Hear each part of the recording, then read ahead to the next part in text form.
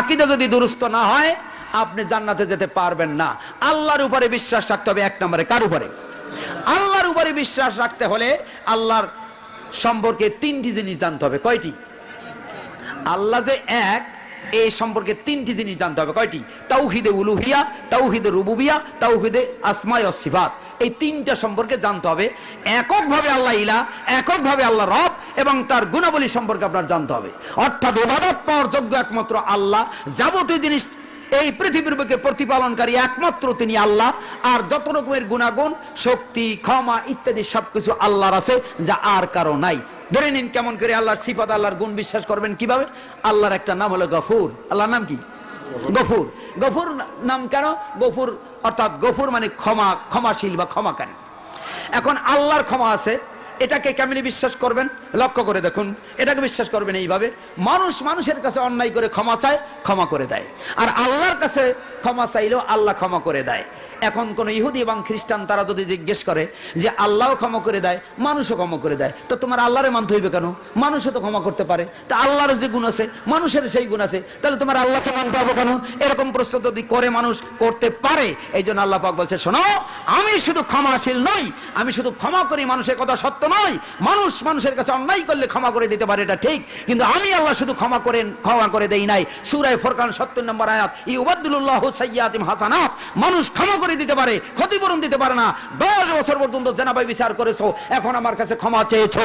মানুষের কাছে এই ভুলটা করলে ক্ষমা করে দিতে পারবে, কিন্তু ওই 10 বছর যে জেনা করছো, ওই জেনাটা নেকের দ্বারা পরিবর্তন করে দিতে পারবে না। আল্লাহ বলেন, ইউবাদদিলুল্লাহু সাইয়্যাতিহিম হাসানাত। আমি আল্লাহ শুধু তোমাদেরকে ক্ষমা করি না, আল্লাহ তিনি কি করেন? যা গুনাহ করেছেন, জেনা করেন, ব্যভিচারী করেন, যা করেন, আপনার আল্লাহর কাছে ক্ষমা চাওয়ার সাথে সাথে জীবনের সব জেনা ব্যভিচার পাপগুলোকে আল্লাহ নেকের দ্বারা পরিবর্তন করে দিবেন। এভাবে আল্লাহর সিফতকে বিশ্বাস করতে হবে। আল্লাহর গুণাবলী অনেক কথা আছে। এই আল্লাহকে ইলাহ হিসেবে আল্লাহকে বিশ্বাস করতে হবে। ৬২৩৬টি আয়াত কোরআনে। এদেশি আলেমরা বলে ৬৬৬৬ আয়াত। কথাটা ঠিক নয়। ইসলামিক ফাউন্ডেশন গুইনা একেবারে টোটাল দিয়ে অঙ্ক দিয়ে দিয়েছে। আপনিও গুইনা দেখবেন প্রত্যেকটা সূরায় কয়টা করে আয়াত আছে, প্রত্যেক সূরায় লেখা আছে। ওই আয়াত নাম্বারগুলা এক জায়গায় করে যোগ দিয়ে দেখেন, ৬৬৬৬ আয়াত নয়। এখানেও মিথ্যা কথা বলছে আলেমরা। ৬০৬৬টি আয়াত নয়, ৬২০০। জি গুনছেন? হ্যাঁ, ৬২৩৬ উনি গুনেও দেখছেন, আমরাও গুনে দেখছি। ৬২৩৬টি আয়াতের মধ্যে শুধু আল্লাহ যে ইলাহ, এটা বোঝানোর জন্য ২৬০৩টি আয়াত নাযিল হয়েছে। শুধু ২৬২৩টি আয়াত নাযিল হয়েছে ইলাহ বোঝানোর জন্য, আর রব বোঝানোর জন্য ৯৭৮টি আয়াত নাযিল হয়েছে। এরপর সিফত বলে প্রায় ৪৫০০০-এর মতো আয়াত নাযিল করেছেন আল্লাহ এই তাওহীদে উলুহিয়াত, তাওহীদে রুবুবিয়াত, তাওহীদে আসমা ওয়া সিফাত, এই তিনটে বোঝানোর জন্য। এখন এটাকে বুঝতে হবে কিভাবে? আল্লাহকে বুঝতে হবে আল্লাহ এক এবং একক। এদেশের মানুষ, অনেক মানুষেরা বিশ্বাস করে আল্লাহ নিরাকার। কি কথা ঠিক কিনা? এদেশের অধিকাংশ মানুষের বিশ্বাস করে আল্লাহ নিরাকার। আর আহলে হাদিস যারা, তারা বলে না, আল্লাহ নিরাকার নয়। এখন এর মধ্যে আমলে চলে কোনটা? আল্লাহ নিরাকার এটা বিশ্বাস করলে আকীদা দুরুস্ত হবে, না আল্লাহ আকার আছে এটা বিশ্বাস করলে আকীদা দুরুস্ত হবে? এই আকীদা দুরুস্ত করার জন্য কোরআন পাঠিয়েছে আর নবী পাঠিয়েছে। কোরআন বলছে আল্লাযী বিয়াদিহিল মুলক, আল্লাহ সেই সত্তা যার হাতের মুঠের মধ্যে সমস্ত বাদশাহী। সূরা মুলক ১ম নম্বর আয়াত, তাবারাকাল্লাযী বিয়াদিহিল মুলক। আল্লাহ সেই সত্তা, বরকতময় সেই সত্তা যার হাতের মুঠের মধ্যে সমস্ত বাদশাহী। তার মুঠ করতে কি লাগে? হাত, আঙ্গুল লাগে। তার হাতও আছে, আঙ্গুল আছে, কিন্তু কেমন তা আমরা জানি না। আর রহমান আলাল আরশি ইস্তাওয়া, সূরা তাহা ৫ নম্বর আয়াত। রহমান তিনি চেয়ারে বসা, কুরসিতে বসা, আরশে বসা। আচ্ছা, আকার যদি না থাকে বসলেন কি দিয়া? ওয়াল্লাহু সামিউম বাসীর, আল্লাহ শোনেন এবং দেখেন। দেখতে হলে চোখ লাগে, শুনতে হলে কান লাগে, কথা ঠিক কিনা? তাহলে আল্লাহ শোনেন কি দিয়ে যদি তার কান না থাকে? আল্লাহু ইউহিব্বুল মুত্তাকিন, আল্লাহ ভালোবাসেন মুত্তাকিদেরকে। অন্তর না থাকলে ভালোবাসেন কি দিয়া? তাহলে কোরআন প্রমাণ করে আল্লাহর অন্তর আছে, মুখ আছে, চোখ আছে, হাত আছে, কথা ঠিক কিনা? কিন্তু কেমন আছে সেটা আমরা জানি না। এখন যদি কেউ বলে নিরাকার, যারা বলেন নিরাকার তারা বলেন কুলুবুল মুমিনিনা আরশুল্লাহ, মুমিনদের কলব হলো আল্লাহর আরশ। নাউযুবিল্লাহি মিন যালিক। আল্লাহ মান্না গঞ্জম দর জমিন ও আসমা লেকি গঞ্জম দর কুলুবে মুমিনা। আসমান আর জমিনের মধ্যে আল্লাহ সামাই হয় না, সংকলন হয় না। মুমিনদের কলবের মধ্যে আল্লাহ ঠাই পান, স্থান পান। তাহলে স্থান পান কেমনে? যদি আকার না থাকে মুমিনের কলবে বসেন কি দিয়া? আবার দেখেন মুমিনের কলবে তো বসাইলো মুমিনের কলবে বসায়, আবার ইল্লাল্লাহকে জোরে জোরে ধাক্কা মারতে হবে, লোহার মুগুর দিয়া লোহার উপরে বাড়ি মারলে যেমন জং ছেড়ে যায়, ঠিক ইল্লাল্লাহর মুগুর দিয়া কলবে ধাক্কা মারলে বাড়ি মারলে কলবের জং ছেড়ে দেয়। দেখেন আল্লাহরে বসাইলো কলবে, এইখানে বসাইয়া জোরে জোরে মুগুর দিয়ে বাউরছে আল্লাহরে। চিন্তা করছেন কত বড় আকীদা। আহলে হাদিসরা এখানে অটল যে তারা বিশ্বাস করে আল্লাহর আকার আছে এবং তিনি আরশে, তিনি মুমিনদের কলবে নয়। এই আকীদা যদি দুরুস্ত না হয়, নামাজ রোজা করে আপনি জান্নাতে যেতে পারবেন না। আপনার ঠিক করতে হবে এর মধ্যে আকীদা কোনটা সঠিক। আল্লাহ সর্বত্র বিরাজ, আল্লাহ কি বলে মুমিনদের কলবে, এটা ঠিক, কি বলে আল্লাহ নিরাকার, এইটা ঠিক না আল্লাহর আকার, এটা ঠিক। এর মধ্যে কোনটা আমলে চলে, কোনটা বিশুদ্ধ আকীদা, এটা আপনার দুরুস্ত করতে হবে, তা না হলে তোমরা প্রফেশনাল নামাজ কাজে লাগবে না।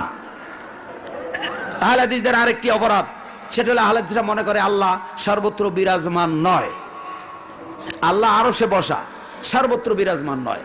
অথচ এদেশে অধিকাংশ মানুষ অনেকেই বিশ্বাস করে আল্লাহ সর্বত্র বিরাজমান, হুলুলিয়াতে বিশ্বাসী, ওয়াহদাতুল ওজুদে বিশ্বাসী।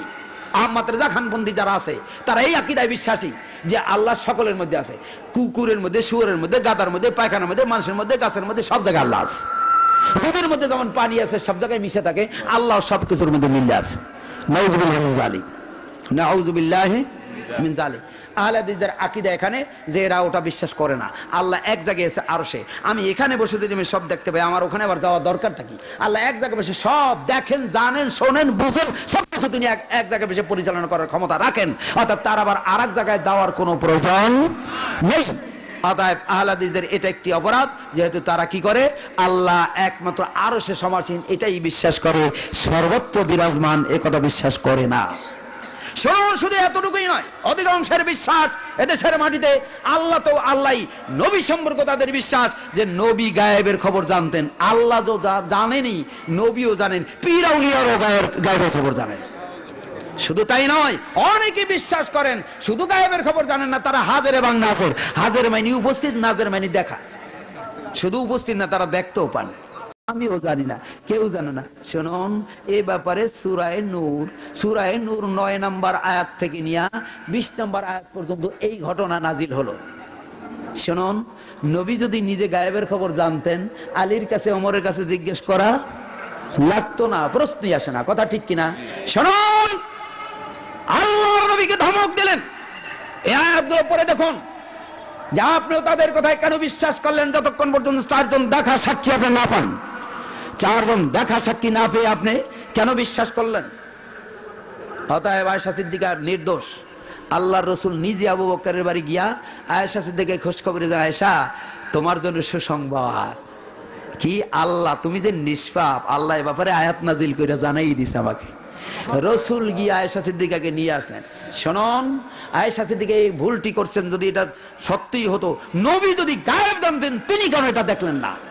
হে মুসলমান শুনুন, উহুদের ময়দানে আল্লাহ রাসূল যেখানে দাঁড়ানো, একটা পাথর আসলো, মাথার উপরে লাগলো, হেলমেট ভাঙলো, কপারে ঢুকলো, দাঁত ভাঙলো, গর্তে পড়ে গেল। আল্লাহ নবী যদি গায়েব জানতেন, তাহলে তো ওই জায়গায় সরিয়ে দাঁড়াইতে, একটু পরে এখানে একটা পাথর আসবে, একটু সরিয়ে দাঁড়াইতেন। কি কথা ঠিক কিনা? তাহলে আল্লাহ নবী গায়েব জানলেন, গায়েব জানতেন, অথচ এইটুক জানলেন না। 2552 নম্বর হাদিস বুখারী। কিছু লোকেরা মক্কা থেকে এসে বলে, ইয়া রাসূলুল্লাহ, আমরা মুসলমান হয়েছি, আমাদের কিছু বক্তা দেন, আমরা একটু ওয়াজ শুনবো। আল্লাহ রাসূল 70 জন সাহাবী তাদেরকে দিলেন। 70 জন সাহাবী বীরে মাউনার কাছে, ওদের মনের মধ্যে রয়েছে শয়তানি, বীরে মাউনার কাছে নিয়ে 69 জনকে শহীদ করে ফেলান। নবী যদি জানতেন ওরা শয়তানি করে আসছে আমার কাছে, গায়েব যদি জানতেন, কোশ্চেন গেল তাদের পকেট হাতে দিতেন না। কথা ঠিক কিনা? তাহলে এতে কি বোঝা গেল? নবী গায়েব জানতেন। মুসা আলাইহিস সালাম যদি জানতেন এই কিপ্তিকে চর মারার কারণে কিয়ামতের মাঠে আমার সুপারিশের পাওয়ার লেস হয়ে যাবে, মুসা আলাইহিস সালাম বক্তব্য দিচ্ছেন, আল্লাহ একজন লোক জিজ্ঞেস করলেন, হে পয়গম্বর, এখন বর্তমান যুগের সবচেয়ে বড় আলেম কে? বলে আমি। আল্লাহটা পছন্দ করলেন, যা তোমার খিজিরের কাছে জানতে হবে। সূরা কাহাফের মধ্যে 3টা ঘটনা, জুলকারনাইনের ঘটনা, আসহাবে কাহাফের ঘটনা, মুসা আর খিজির সালামের ঘটনা। তাহলে মুসা আলাইহিস সালাম যদি জানতেন যে আমি এই কথাটা বললে আল্লাহ বেজার হয়ে যাবে, ভুল হয়ে যাবে, আমার শিখতে যাইতে হবে অমুক জায়গায়, এটা যদি জানতেন, তাহলে তিনি এই ভুলটা করতেন না। তাহলে দেখা যায় মুসা নবীও গায়েব জানতেন না। আদম নবীকে বলছেন, এই খবরদার, ইয়া আদম উসকুন, আনতা ওয়া যাওজুকাল জান্নাহ, হে আদম তুমি এবং তোমার স্ত্রী জান্নাতে বসবাস করো। কুলা মিনহা রাগাদান হাইসু শি'তুমা, যা খুশি বেহেশতের মধ্যে যাই খাও, কোনো আপত্তি নাই। ওয়ালা তাকরাবা হাযিহি শাজারাতা ফাতাকুনা মিনাজ জালিমিন, খবরদার এই গাছটার কাছেও যাবে না, তাহলে জালেমদের অন্তর্ভুক্ত হয়ে যাবে। আদম নবী যেমন চলে বলে কলে কৌশলে গাছ খেয়ে ফেলছেন। উনি যদি জানতেন যে গায়েব যদি জানতেন তাহলে গাছ খাইতেন না, যে গাছ খাইলে আমার সুপারিশের পাওয়ারলেস হয়ে যাবে, জান্নাত থেকে বের করে দিবে আল্লাহ, এর গায়েব যদি জানতেন তাহলে উনি এটা খাইতেন না। কথা ঠিক কিনা? কিন্তু আল্লাহর নবী সহ কোন নবীরা গায়েব জানতেন না। আল্লাহ বলেছেন নবী বলে দিন, ওয়ালাউ কুনতু আলামুল গায়বা লাস্তাকসারতু মিনাল খায়রি ওয়া মা মাসানিয়া সৌ, সূরা আরাফ 188 নম্বর আয়াত। হে নবী বলে দিন, আমি যদি কোনো গায়েবের খবর জানতাম তাহলে কোনো বিপদ আমাকে স্পষ্ট করতো না, সব সময় কল্যাণের মধ্যে থাকতাম। কোরআন বলছে নবী গায়েব জানতো না, অথচ এদেশের মাটিতে লক্ষ লক্ষ মুসলমান দাঁড়িয়ে আছে, টুপি আছে, জুব্বা আছে, পাগড়ি আছে, আর বিশ্বাস করে নবী গায়েব জানতেন। তাহলে তাদের একটা আছে আর একটা নাই, একটা আছে আর একটা নাই। শুনুন শুনুন, নবী গায়েব জানতেন না, নবী গায়েব জানতেন না। শুনুন, আল্লাহ যতটুকু জানিয়েছেন ততটুকু ছাড়া তিনি বলতে পারতেন না। বলে গায়েব জানতেন না, তাই ভবিষ্যতের কথা কেমনে বললেন? ভবিষ্যতের কথা আল্লাহ যতটুকু জানিয়েছেন ততটুকু তিনি বলছেন। অতএব আল্লাহ রাসূল কোনো কথা বলেন ওমা ইয়ান্তিকু আনিল হাওয়া, নিজের নতক থেকে মন্তব্য করে কোনো কথা বলেন ইল্লা ওয়াহয়ুন ইউহা, যা কিছু বলছেন সব তার ওহী ছাড়া আর কিছুই নয়। কোরআন বলছে 27 পারা সূরা নজম 3 এবং 4 নম্বর আয়াত। অতএব আল্লাহর রাসূল গায়েব জানতেন না, অথচ এদেশে মানুষের বিশ্বাস নবী গায়েব জানতেন। শুধু নবী না, পীর আউলিয়ারাও গায়েব জানেন। এমন কথা লেখা হয়েছে কিতাবে, আমরা পৃষ্ঠার নাম্বার লাইন নাম্বার সব গুছিয়ে শুধু বলতে পারি। হয়তো রাগ করবেন, এটা কোনো দলের বই, এই জন্য নামটা আমি বললাম না। লেখা রয়েছে যে আল্লাহ নবী শুধু গায়েব জানেন না, আল্লাহ নবীর কাছে গিয়ে সালাম দিলে হাত বাইর করে মুসাফাও করেন। আলহামদুলিল্লাহ, আহলে হাদিসদের এই সমস্ত ভ্রান্ত আকীদা নেই। কথা ঠিক কিনা? সম্মানিত, কয়টা বাজে? আল্লাহ নবীকে বললেন, আল্লাহ নবীকে রূহ সম্পর্কে জিজ্ঞেস করছে, রূহ কি জিনিস? ইয়াসআলুনাকা আনির রূহ, প্রশ্ন করে তারা রূহ কি জিনিস। আল্লাহ বলেন নবী বলুন, কুলির রূহু মিন আমরি রব্বি, বলে দিন রূহ আমার একটা হুকুম মাত্র। ওমা উতীতু মিনাল ইলমি ইল্লা কালিলা, ইলম দেওয়া হয় না কম ব্যতীত আপনাকে, অর্থাৎ এতটুকু ইলম আপনাকে দেওয়া হয়েছে যেই ইলম দিয়ে রূহ কি জিনিস আপনি বুঝবেন না। অর্থাৎ রূহ কি জিনিস নবী জানতেন না, অথচ এদের বিশ্বাস নবীর কাছে রূহ পাঠাই দিলে নবী তো জানেন, চেনেন এবং সালাম দিয়ে মুসাফাও করেন। পুঁজি থাকবে, আকীদা ঠিক থাকবে। সম্মানিত উপস্থিতি, এই সামান্য একটু টাচ দিয়ে গেলাম। আমাদের কিছু কিছু জানা আছে যে আসলে কোন দলের আকীদা কি, কোন দলের মধ্যে কি আকীদা, তাদের লিখিত কিতাবের মধ্যে অনেক কিছু দলিল রয়েছে। সেদিকে আমি কারো গায়ে অ্যালার্জি হোক এটা আমি চাই না। এবারে আসুন, আমলে সলেহ কোনটা এবং কোনটা আমলে সলেহ নয়, এ ব্যাপারে আমরা একটু আলোকপাত করি। শুনতে রাজি আছেন? শুনতে রাজি আছেন? সমাজের মধ্যে দুই ধরনের আমল আছে। কয় ধরনের? দুই ধরনের আমল। একটা আমল আছে যেটা সহিহ মারফু মুত্তাসিল হাদিসে রয়েছে, আর একটা আমল আছে যেটা ফিকহের মধ্যে রয়েছে, হাদিসের সাথে মিল নেই। এই ক্ষেত্রে আপনি কোনটা মানবেন? হাদিসে কিন্তু নবীর পরে লেখা হয়েছে, আর ফিকহও কিন্তু রাসূলুল্লাহ সাল্লাল্লাহু আলাইহি ওয়াসাল্লামের ইন্তেকালের পরে লেখা হয়েছে। কিন্তু হাদিস যিনি লিখেছেন তিনি বলছেন আমি কথাটা অমুকের থেকে সে, অমুকের থেকে সে, অমুকের থেকে সে, অমুকের থেকে সে রাসূলের থেকে শুনেছেন। এর সনদ রয়েছে, বর্ণনাকারীদের ধারাবাহিকতাও রয়েছে, কিন্তু ফিকহের মধ্যে কোনো বর্ণনাকারীদের ধারাবাহিকতা নেই। শুনুন, এবারে আমরা আসি, এরকম কিছু আলোচনা করি। আন উম্মে ওয়ারাকা, লক্ষ্য করে দেখুন আল্লাহর নবী মুহাম্মদুর রাসূলুল্লাহ সাল্লাল্লাহু আলাইহি সাল্লাম তার হাদিস, আনিল মুগীরা ইবনে শুবা আন্না নবী সাল্লাল্লাহু আলাইহি ওয়াসাল্লাম তাওয়াজ্জা ফা মাসাহা বিন-নাসিয়াতি ওয়া আলাল ইমামাতি ওয়া আলাল খুফাইন। আবু দাউদ প্রথম খণ্ড 21 নম্বর পৃষ্ঠা 5 নম্বর লাইন। আল্লাহর রাসূলের সাহাবী মুগীরা ইবনে শুবা বলেন যে আল্লাহর রাসূল সাল্লাল্লাহু আলাইহি ওয়াসাল্লাম ওযু করতে গিয়ে তিনি পাগড়ির উপরে মাসাহা করেছেন, তিনি পাগড়ির উপরে মাসাহা করেছেন এবং মোজার উপরে মাসাহা করেছেন।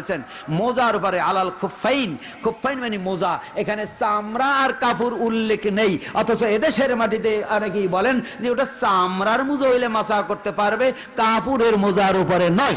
এরকম কথা কিন্তু হাদিসের ইবারতের মধ্যে নেই। শুনুন, এর দ্বারা প্রমাণ হলো মোজার উপরে এবং পাগড়ির উপরে মাসাহা করা সহিহ। হাদিসটি আরো পাবেন বুখারী শরীফ আধুনিক প্রকাশনী প্রথম খণ্ড 23, আরবি 23 নম্বর পৃষ্ঠা, আর বাংলা হাদিস নাম্বার হলো 199 নম্বর হাদিস, যে আল্লাহ রাসূল পাগড়ি ব্যবহার করেছেন এবং পাগড়ির উপরে মাসাহা করেছেন।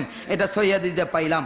এরপরে লক্ষ্য করে দেখুন হেদায়েত কিতাব, ওই যে আল্লাহ রাসূলের মৃত্যুর 576 বছর পরে যেই কিতাবটি বুরহানুদ্দিন আলী বিন আবি বকর মরগানান শহরে তিনি জন্ম হয়েছেন 511 তিনি লিখছেন এই হেদায়েত কিতাব। এই কিতাবে মাদ্রাসার পাঠ্যপুস্তকের মধ্যে সবচেয়ে বড় হেদায়া, এর প্রথম খণ্ড 61 পৃষ্ঠা, এর 9 নম্বর লাইনে বলা হয়েছে লা ইয়াজুজুল মাসু আলাল ইমামাতে, পাগড়ির উপরে মাসা করা চলবে না। শুনুন, দুইটি আমল মাদ্রাসায় পড়ানো হয়। কয়টি আমল? পাগড়ির উপরে মাসা করছেন রাসূল সাল্লাল্লাহু আলাইহি ওয়াসাল্লাম, এটা একটা আমল, আর পাগড়ির উপরে মাসা করা যাবে না, এটা একটা আমল। শুনুন, পাগড়ির উপরে মাসা করা যাবে না এই মাসালাটি পড়ানো হয় 11 বছর পর্যন্ত ফেকার মাধ্যমে। আর পাগড়ির উপরে মাসা করা যাবে এটা শুধু 76 বছর শুধু পাতা উল্টিয়ে যাওয়া হয় বছরে একবার। এই জায়গাটা শুধু 12 বছরের মধ্যে একবার উল্টানো হয়। আর পাগড়ির উপরে মাসা করা যাবে না এটা 12 বছর পর্যন্ত পড়ানো হয় এদেশের মাদ্রাসার পাঠ্যপুস্তকে। এখন আপনি কোনটা মানবেন? এখন আবু দাউদ শরীফের এই হাদিসটি আমলে চলে হবে না এই হেদায়েত কিতাবের এই আমলটি চলে হবে? হেদায়েত কিতাবের আমলটি গ্রহণ করে নিতে পারতাম, কিন্তু হেদায়েত কিতাবের লেখক এই কথাটি কোথায় পেয়েছে, কার কাছ থেকে শুনেছে, সনদ উল্লেখ করেন নাই, কোথা থেকে এনেছেন তা উল্লেখ করেন নাই। তাহলে আমরা কি করে মানবো? কিন্তু হাদিসের কিতাব সর্বজন স্বীকৃত বিশেষ হাদিস সহিহ আছে, তার মধ্যে সহিহ হাদিসের মধ্যে এটা একটা, আবু দাউদ একটা হাদিস, তার মধ্যে অসংখ্য সহিহ হাদিস রয়েছে, সেই হাদিসের মধ্যে এই হাদিসটি একটি সহিহ হাদিস। অতএব আল্লাহ রাসূল সাল্লাল্লাহু আলাইহি ওয়াসাল্লামের সুন্নাত যদি মানতে চান, আমলে সালেহ যদি করতে চান, আহলে হাদিসদের এখানে সিদ্ধান্ত হলো যে হেদায়েত কিতাবের ও আমলটাকে আমরা আমলে সালেহ মনে করি না, হাদিসের আমলটাকে আমরা আমলে সালেহ মনে করি। এখন আপনাদের অভিরুচি, দুটোটা ঠিকানা দিলাম, কোনটা কোথায় আছে দেখে নিবেন, কোনটা মানবেন কোনটা মানবেন না সেটা আপনাদের অভিরুচি। শুনুন, আল্লাহ রাসূল সাল্লাল্লাহু আলাইহি ওয়াসাল্লাম বলেন, আন ইবনে আব্বাসিন قال رسول الله صلى الله عليه وسلم আম্মানি জিবরিলু ইনদাল বাইতে মাররাতাইন ফাসাল্লা বিয-যুহরা হিনা জালাতাশ শামস। ইবনে আব্বাস রাদিয়াল্লাহু আনহু বর্ণনা, আপনাদের অসুবিধা হচ্ছে? আব্দুল্লাহ ইবনে আব্বাস রাদিয়াল্লাহু আনহু বর্ণনা করেন যে রাসূল বলেছেন জিবরিল আমিন আমাকে বাইতুল্লাহ এসে 2 বার নামাজ শিক্ষা দিয়েছেন। কয়বার? ফাসাল্লা বিয-যুহরা হিনা জালাতাশ শামস, জোহর পড়ালেন সূর্য যখন ঢলে পড়লো, সূর্য যখন ঢলে পড়লো। আকিমিস সালাতা লিদুলুকিশ শামস, সূরা বনী ইসরাইল 78 নম্বর আয়াত। সালাত কায়েম করো সূর্য যখন ঢলে পড়ে, সালাত কায়েম করো সূর্য যখন ঢলে পড়ে। শুনুন, একদল লোকেরা আছে শুধু কোরআন মানে হাদিস মানে না, আছে না? শুধু কোরআন মানে হাদিস মানে না। তাদের কাছে আমাদের প্রশ্ন, এই আয়াতে আল্লাহ বলেন আকিমিস সালাতা লিদুলুকিশ শামসি ইলা গাসাকিল লাইল, সালাত কায়েম করো সূর্য ঢলে পড়ার থেকে নিয়ে রাত্র অন্ধকারে আচ্ছাদিত হবে, পানি আনছে, রাত্র অন্ধকারে আচ্ছাদিত হওয়া পর্যন্ত সালাত কায়েম করো। শুনুন, এখন এই আয়াতকে মানতে হবে তাদের। এখানে বলতে খুলে দেখুন, ইসলামিক ফাউন্ডেশন কোরআন শরীফ সূরা বনী ইসরাইল 78 আয়াত, সূর্য ঢলে পড়ার থেকে রাত্র পর্যন্ত সালাত কায়েম করতে থাকো। এখন যদি কোরআন মানেন তাহলে জোহরে শুরু করতে হবে, এশায় শেষ করতে হবে, কোরআন যদি মানেন।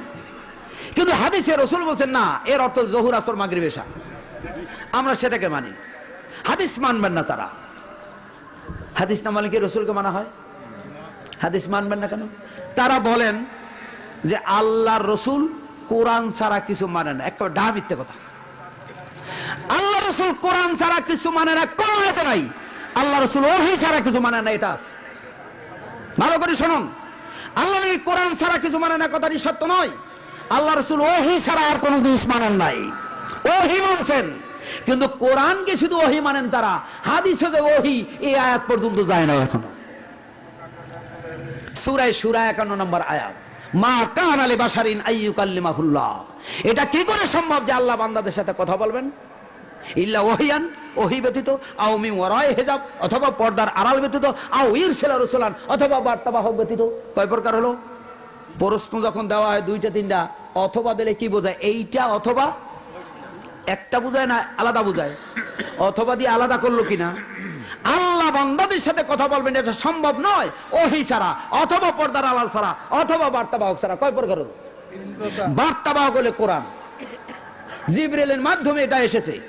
আরো দুই প্রকার হয়েছে পর্দার আড়াল থেকে আর প্রত্যাদেশের মাধ্যমে কোরআন বলছে। সেই ওই দুইটা কি? সেই ওই দুইটা কি? অথচ তারা বলে কোরআন ছাড়া কিছু না। যে নবী শুধু কোরআন মেনেছেন কথাটি সত্য নয়, নবী ওহী মেনেছেন। ওহী যে কোরআন ছাড়াও ওহী আছে এটা কোরআন বলছে। অর্থাৎ কোরআন ছাড়াও অনেক কথা আল্লাহ নবীকে কোরআন বলছে। নবীকে দুইটি দায়িত্ব দিয়েছেন। কয়টি?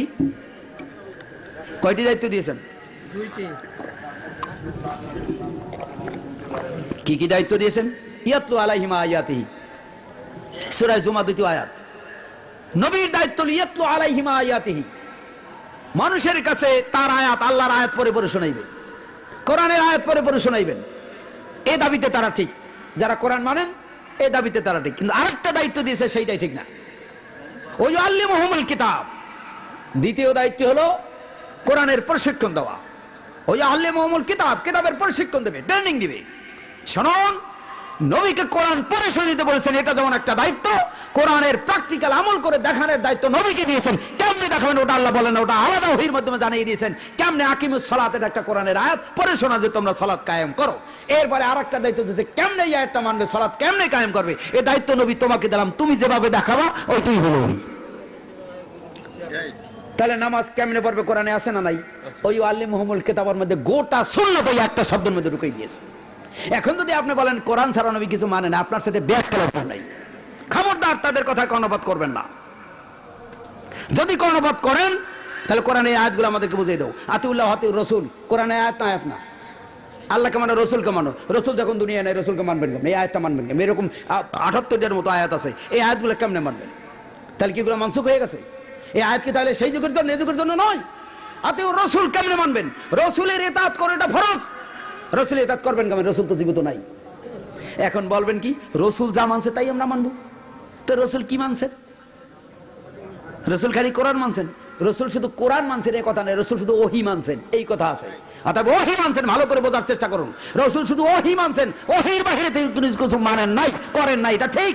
ওহী শুধু কোরআন নয়, কোরআন ছাড়া ওহী আছে। অতএব উল্টা ব্যাখ্যা করেন। এখানে বলা হয়েছে অকানা কদরা ইশাকি ওয়াসাল্লা বিল আসরা হিনা সারা জিল্লু কুল্লি শাইইন মিসলাহু। হাদিসটি বুখারী তাওহীদ প্রকাশনী 546 নম্বর হাদিস, 50 নম্বর হাদিস, 548 নম্বর হাদিস, আধুনিক প্রকাশনী 518, ইসলামিক ফাউন্ডেশন 524, বুখারী আরবি প্রথম খণ্ড, দিল্লি রশিদে প্রেসের সাবা এর 78 নম্বর পৃষ্ঠা 16 নম্বর লাইন। এখানে আপনারা পাবেন মুসলিম শরীফ প্রথম খণ্ড 223 পৃষ্ঠা 4 নম্বর লাইন, নাসাই শরীফ 59 পৃষ্ঠা 15 নম্বর লাইনে হাদিসটি পাবেন। হাদিসটি কি? আল্লাহর রাসূল সাল্লাল্লাহু আলাইহি সাল্লাম তাকে জিবরাইল আমিন নামাজ শিক্ষা দিল। আসরের ওয়াক্ত হলো যে কোনো কুল্লু শাইইন মিসলাহু, কোন জিনিসের এক ছায়া, ছায়া এক কাঠি ছায়া, মিসলাহু ওর মতো, এই এর মেসেল, অর্থাৎ এরকম একটা কাঠি ধরবেন, এই কাঠিটি এরকম কাত করলেন, শোয়াইলেন, ছায়াটা যদি এর মাথা পর্যন্ত হয় তাহলে আপনি আসরের নামাজ পড়তে পারবেন। এটা বিশ্বনবী বলে কতগুলো হাদিসের নাম্বার আপনাদের কাছে বললাম। আহলে হাদিস এটাকে সহিহ আমল, আমলে সালেহ বলে গ্রহণ করেন। এর বিপক্ষে আরেকটা আছে ওয়া আখিরু ওয়াক্তি ইনদা আবি হানিফাতা ইযা সারা কুল্লা শাইইন মিসলাইহি ওয়া আউয়ালা ওয়াক্তিল আসর ইযা খারাজা ওয়াক্তিজ যুহুর। হেদায়া প্রথম খণ্ড 81 পৃষ্ঠা 3 নম্বর লাইন। অকালা আবু ইউসুফ মুহাম্মদ ইযা সারা জিল্লু কুল্লি শাইইন মিসলাহু ওয়া আউয়াল ওয়াক্তিল আসর ইযা খারাজা ওয়াক্তিজ যুহুর। এটা কুদুরি মাদ্রাসার পাঠ্য 41 নম্বর পৃষ্ঠার 3 নম্বর লাইনে লেখা মাদ্রাসার পাঠ্য হিসাবে। কি বলা হয়েছে? যে ইমাম আবু হানিফা রাহমাতুল্লাহ আলাইহির মতে কোন জিনিসের 2 কাঠি ছায়া হলে আসরের রক্ত হবে। কয় কাঠি? 2 কাঠি। এটা মাদ্রাসার পাঠ্যপুস্তক। কিন্তু তার শাগরিদ ইমাম মুহাম্মদ এবং ইমাম আবু ইউসুফ বলছেন না না না না, এটা ঠিক না, আবু হানিফা এটা ঠিক বলেন নাই, আসলে 1 কাঠি হইলে আসরের রক্ত হবে। তাহলে আমার জিজ্ঞাসা, ইমাম আবু হানিফা রাহমাতুল্লাহ আলাইহি তার প্রধান শাগরিদ আবু ইউসুফ এবং ইমাম মুহাম্মদ, তারা দুজনে বলে কথাটা ইমাম আবু হানিফার কথাটা ঠিক নয়, আর আপনি বলতেছেন আবু হানিফা ঠিক। আপনি কি আবু হানিফা রাহমাতুল্লাহ জীবনে দেখছেন? তাহলে যারা দেখলো তারা বলে ওটা ঠিক না, হাদিসেরটা ঠিক। এই জন্য আমরা ভেজালের মধ্যে যাইতে রাজি না। সহিহ হাদিসের মধ্যে রয়েছে 1 কাঠি হলে আসরের রক্ত হবে আর 2 কাঠি হলে আসরের রক্ত হবে, এই কথাটা সঠিক নয়। ওটা আমলে সলেহ বলে আমরা গ্রহণ করি না। আমলে ওটাও আমল, এটাও আমল, কিন্তু আমলে সলেহ বলতে আমরা 1 কাঠি হলেই আসরের রক্ত মনে করি, এই জন্য আমরা এটাকে গ্রহণ করছি। 537 নম্বর হাদিস মিশকাতে। সম্মানিত উপস্থিতি, তাই আমাদের এখানে যদি ভুল প্রমাণ কেউ করতে পারে রাগারাগি নাই, আমরা সেটাকে গ্রহণ করে নেব ইনশাআল্লাহ। বলা হয়েছে হেদায়েত কিতাব দুরুল মুক্তার, দুরুল মুক্তার জানাজার অধ্যায় লেখা রয়েছে ফালা তাসিহু আলাল গায়বে দুরুল মুক্তার সালাতুল জানায়েজ।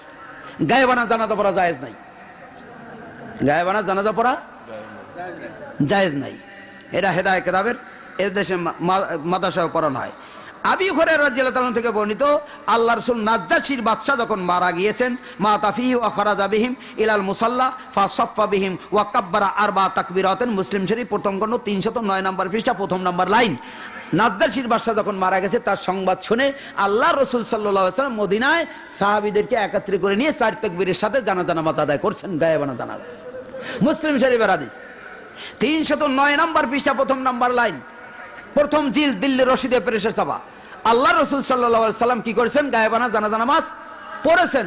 আল্লাহ রাসূল পড়েছেন তাই আমরা পড়ি, যেহেতু আমরা নির্ভুল আমল মনে করি রসুলের আমলকে, পৃথিবীর অন্য কোন পীর বুজুর্গের আমলকে আমরা নির্ভুল মনে করি না যতক্ষণ পর্যন্ত রসুলের আমলের সাথে না মেলে।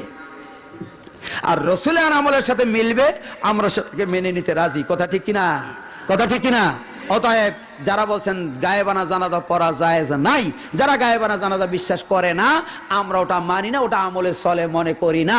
আমলে সলে বলতে আমরা সেটাকেই মনে করি নির্ভুল সূত্রে সহিহ মারফু মুত্তাসিল সনদে যে হাদিসগুলো পাওয়া যায় ওটা, অর্থাৎ রসুলের হুবহু আমল, সঠিক আমল, ওটা কি আমরা বিশুদ্ধ আমল মনে করে থাকি। শুনুন, আল্লাহ রসুল বলছেন আবি হুরায়রা রাদিয়াল্লাহু তাআলা কল ইজা উকিমাতিস সালাতু ফালা সালাতা ইল্লাল মাকতুবা। বুখারী প্রথম খণ্ড 91 পৃষ্ঠা 9 নম্বর লাইন। বুখারী প্রথম জিলদ দিল্লি রশিদে প্রেসের ছাপা 91 পৃষ্ঠা 9 নম্বর লাইন।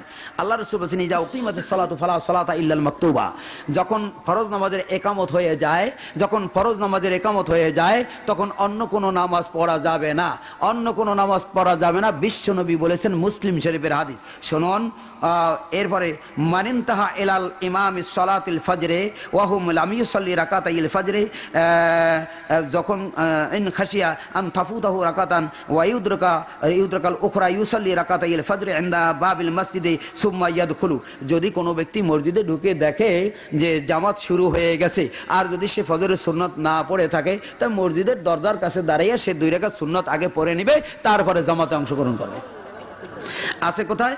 এটা হেদায়েত কিতাবে জামাতে নামাজ পড়ার অধ্যায়। তো এই হেদায়েত কিতাবে বলছে এইটা, আর কি বলে বুখারী শরীফের হাদিসে বলছে 91 পৃষ্ঠা 9 নম্বর লাইনে বলছেন যে আল্লাহ রাসূল সাল্লাল্লাহু আলাইহি ওয়াসাল্লাম বলছেন ফরজ নামাজের ইকামত হলে আর কোনো নামাজ পড়া যাবে না।